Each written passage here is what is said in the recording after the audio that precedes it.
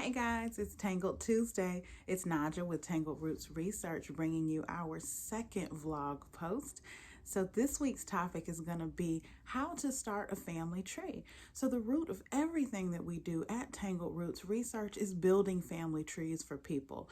Some people choose to go it alone and do this on their own, and other people hire someone like us to do the work for them. But ultimately, the basis of it is the same. So if you're interested in starting a family tree, but you don't know how, and you see ads for stuff because you clicked on something and you're trying to figure out, well, what platform do I use? And what website is the best? Who's going to have the best resources?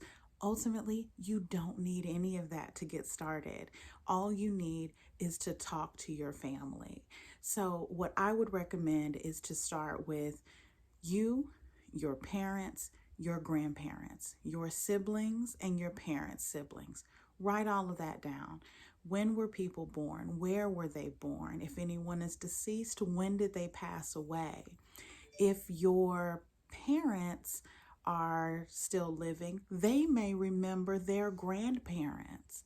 So if they do, you can get that information from them.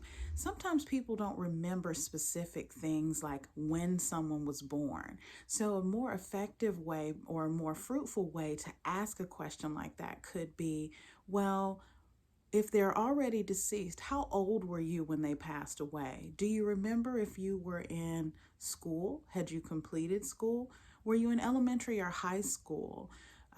Do you remember talking to them about things going on in your life? What were those conversations?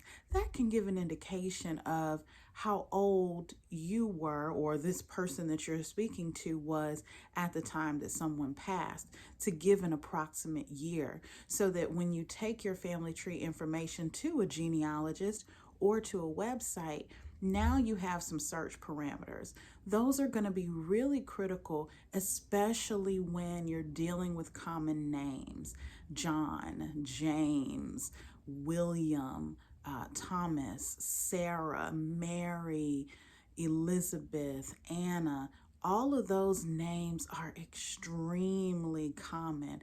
And sometimes even with a unique last name, families tend to reuse names through every generation. So it can be really important to have an expectation of what year you're looking for so that your search criteria are narrowed down.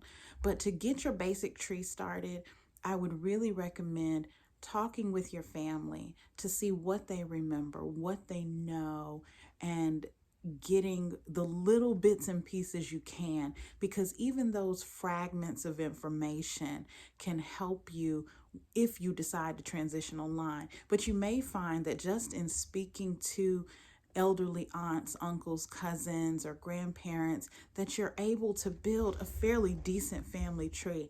I'm often surprised by people who don't know their great grandparents' names. So if you make it to that point, you're ahead of a lot of people. So that's really awesome. And if you choose to go further, you can always contact us. We're at Tangled Roots Research on Facebook and on Instagram, and we would be happy to help you and take what you've already learned and try to build onto it.